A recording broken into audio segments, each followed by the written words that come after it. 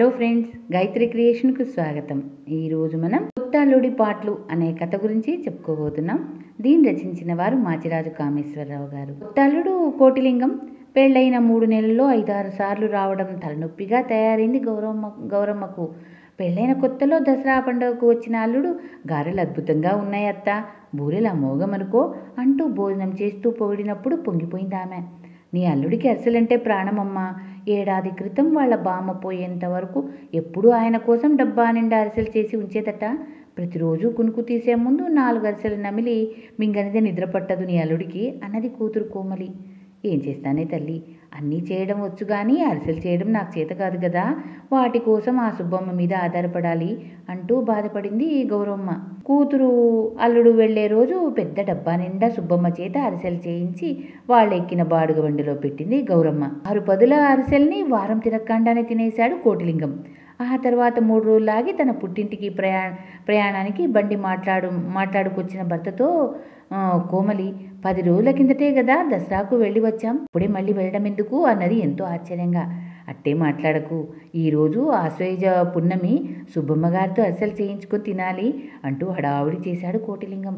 అది మొదలు పౌర్ణమి అని, ఏకాదశి అని, మాస శివరాత్రి అని ఇలా ఏదో వంకన పెళ్ళైన 3 నెలల్లో 5-6 సార్లు అత్తగారింటికి వెళ్ళి సుబ్బమ్మ చేత అరిసెలు డబ్బా నిండా పెట్టుకుని వెళ్ళేవాడు కోటిలింగం. ఈసారి శని త్రయోదశి వంకతో అత్తారింటికి వెళ్ళాడు కోటిలింగం. ఆ శని పీడ వదిలినా ఈ అల్లుడి శని పీడ ఈ జన్మకు విరగడేయాలేదు అంటూ విసుక్కుంది గౌరమ్మ. ఆ మధ్యాహ్నం కొట్టు కట్టేసి భోజనానికి వచ్చిన కోమలి తండ్రి భార్యను, అల్లుడు అమ్మాయి వెళ్ళేది సాయంత్రమే కదా అని అడిగాడు. అరిసెల మూట కట్టిస్తే గాని అల్లుడు అరుగు దిగడు, మన పనివాడి రంగడి చేతికి సరుకులన్నీ ఇచ్చి ఇప్పుడే సుబ్బమ్మ దగ్గర పంపిస్తాను, సాయంత్రానికి అరిసెలు సిద్ధమవుతాయి అన్నది గౌరమ్మ కోపంగా. రంగడు పెళ్ళాంతో పొరుగురు జాతరకు వెళ్తానంటే ఇంతకుముందే వెళ్ళమన్నాను అన్నాడు కోమలి తండ్రి. గొప్ప ఘనకార్యం చేశారు, ముందే ఎవరినైనా పంపి ఆ రంగని పిలిపించండి అన్నది గౌరమ్మ. కోమలి తండ్రి పంపిన మనిషి వెళ్ళి రంగడితో, నువ్వు సుబ్బమ్మ గారి దగ్గర కూర్చొని అరిసెలు చేయించాలట, అమ్మగారు నిన్ను ఉన్న పళంగా రమ్మన్నారు అని చెప్పాడు. ఈ కబురు వింటూనే రంగడు కంగారు పడిపోయాడు. ఆ రోజు జాతరకు తప్పకుండా తీసుకువెళ్తాన్ని వాడు 4 రోజులుగా భార్యను ఊరిస్తున్నాడు. ఈ అరిసెల కబురు తెలియగానే ఆమె అలిగి తలలో పూలదండ విసిరి కొట్టి కట్టుకున్న కొత్త చీర విప్పేసి పాత చీర కట్టుకొని గడప అడ్డంగా చాపపరుచుకొని పడుకుంది. చేసేది లేక ఉసూరుమంటూ యజమాని ఇంటికి వచ్చాడు రంగడు. గౌరమ్మ ఒక సంచిలో నానబెట్టిన బియ్యం, బెల్లం, ఒక గిన్నెలో నూనె పోసి వాడికిచ్చి, జాగ్రత్త సుమా, అక్కడే కూర్చో, ఈ వంట వాళ్లను తో కనిపెట్టి చూస్తూ ఉండాలి అని హెచ్చరించింది. రంగడు సుబ్బమ్మ ఇల్లు చేసేసరికి ఇల్లంతా పిల్లలతో సందడిగా ఉంది. సుబ్బమ్మ సంగతి విని, మీ అమ్మగారు నా చాకరీకి ఎర్ర ఆణి కానీ అయినా ఇవ్వరు, కానీ వారానికోసారి అరిసెలు చేయిస్తారు, ఊరు నుంచి మా అక్క పిల్లలు వచ్చారు, ఈరోజు నాకు కుదరదు అన్నది. ఇది విని రంగడు గుండె జారిపోయింది. ఈరోజు జాతరకు వెళ్ళడానికి సమయం దాటిపోయింది. రేపు ఈ అరిసెల వ్యవహారం పెట్టుకుంటే అసలు కుదరదు. జాతరకు రేపైనా తీసుకోకపోతే పెళ్ళాం మలిగి పుట్టింటికి పోవడం ఖాయం. ఏ విధంగా అయినా ఈ అరిసెల పీడ వదిలించుకోవాలని రంగడు అనుకుంటూ ఉండగానే వాడికి తిరుగులోని చక్కని ఆలోచన రానే వచ్చింది. వాడు సుబ్బమ్మకు తన ఆలోచన చెప్పి, ఇన్నాళ్ళు శ్రమపడి అరిసెలు చేసినందుకు నీకు కొంత డబ్బు ముడుతుంది, ఆ పైన అరిసెలు చేసే వెట్టి చాకిరి కూడా తప్పుతుంది అన్నాడు. అలాగే చేద్దామన్నది సుబ్బమ్మ సంతోషంగా.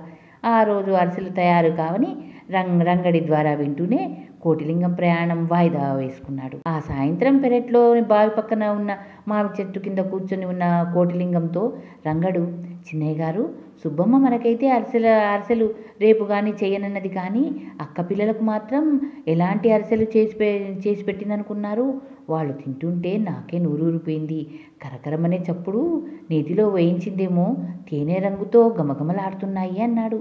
ఆ మాటలు వింటూనే కోటిలింగం నాలుక చప్పరించి, నువ్వు చెప్పింది బాగానే ఉంది, కానీ ఎవరింట్లోవో మన చేతికి ఎలా దొరుకుతాయిరా అన్నాడు. వాళ్ళ ఇంటికి వెళ్దాం, పిల్లలు వేలం వెరిగా తింటున్నారని సుబ్బమ్మ అరిసెలు జాడీని అటక మీద పెట్టడం నేను కళ్ళారా చూశాను, చీకటి మాటన ఆ జాడీలోని అరిసెలు కొన్ని తెచ్చుకుంటే సరిపోతుంది అన్నాడు రంగడు. అదెలా సాధ్యం, అయినా కొత్త అల్లుడిని ఊళ్ళో అడ్డమైన వాళ్ళిళ్లకు వెళ్ళడం ఏం మర్యాద అన్నాడు కోటిలింగం కాస్త సంకోచంగా. అరిసెల విషయంలో ఈ పట్టింపులేమిటి చిన్నయ్య గారు, మీ అత్తగారు అరిసెలు చేసినందుకు సుబ్బమ్మకు కానీ విదల్చదట, అన్యాయం, అందుకుగాను రేపు ఆవిడ చేసే అరిసెలకు ఏ 25 రూపాయలో ముట్ట చెప్పడం న్యాయం. మీరు డబ్బిచ్చే వంకతో రండి, మిగతా పని నేను చేసి పెడతాను అన్నాడు రంగడు నమ్మకంగా. కోటిలింగం కాస్త నిరుత్సాహంగానే బయలుదేరాడు. వాళ్ళు సుబ్బమ్మ ఇల్లు చేరేసరికి చీకటి పడుతోంది. ఇంట్లో సుబ్బమ్మ ఒక్కతే ఉంది.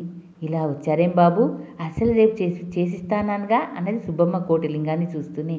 ఇంతకాలంగా అరిసెలు చేస్తూ డబ్బు పుచ్చుకోలేట కదా మీరు, ఈ 25 రూపాయలు ఇద్దామని వచ్చాను అంటూ కోటిలింగం సుబ్బమ్మకు డబ్బులిచ్చాడు. ఇంతలో రంగడు అన్నట్లు సుబ్బమ్మ, ఏనాడో ఊళ్ళో పట్టిపోయాడనుకున్న నీ మొగుడు 4 రోజుల క్రితం పట్నంలోని పెద్ద జాతరలో మా బావమరిది కనిపించాట. మనిషి బాగా ఒళ్ళు చేశాడని, ముఖానికి మంచి నిగారింపు వచ్చిందని మా వాడు అంటున్నాడు అన్నాడు. సుబ్బమ్మ అల్లుడి ముందు ఇల్లు వదిలిన మొగుడి సంగతి మాట్లాడడం ఇష్టం లేని దానిలాగా ముఖం పెట్టి రంగడిని వీధివాకిటికేసి తీసుకుపోయింది. రంగడు వెళ్లే ముందు అల్లుడికి సైగ చేశాడు. అరక్షణం కూడా ఆలస్యం చేయకుండా కోటిలింగం వంటింట్లోకి వెళ్ళాడు. అక్కడ కాలి మునివేళ్ల మీద నిలబడి జాడీలోంచి చేతి గంజాన్ని తీసి గబగబా పైపంచలో మూట కట్టాడు. ఇంకా తనలోని ఆశ తీరక జాడీలోని మళ్ళీ వంచి మరొకటి తీసి ఆత్రంగా కొరికాడు. అంతే, కోటిలింగం నోరు బగ్గుమరడమే కాక ఎర్రచీమలు అతడి ముఖాన్ని చేతులను కుట్టసాగాయి. ఇంతకు అతడు అనుకున్నట్లు జాడీలో ఉన్నది అరిసెలు కాదు, పశువులకు మేపే తెలకపిండి అచ్చులు. ఎంత దులిపినా వదలకుండా ముఖమంతా ఎర్రచీమలు కుడుతుండగా కోటిలింగం చిన్నగా మూలుగుతూ ఎవరికంటా పడకుండా పెరట్లోకి పోయి గోడ దూకి వీధిలోనికి చేరాడు.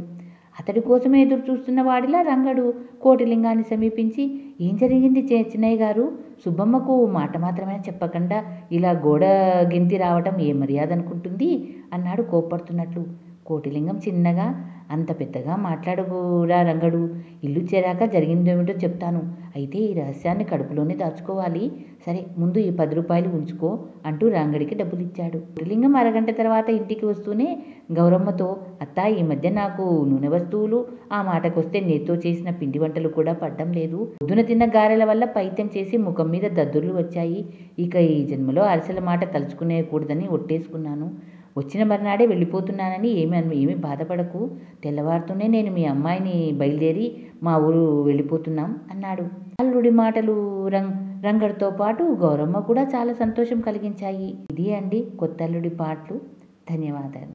చివరగా మీకో మాట, నా ఛానల్లోని కథలు మీకు నచ్చినట్లయితే లైక్ చేయండి, షేర్ చేయండి, కామెంట్ చేయండి, సబ్స్క్రైబ్ చేయండి. మీరు చేసే లైక్లు, షేర్లు, కామెంట్లు, సబ్స్క్రైబ్లే నా ఊపిరి. ధన్యవాదం.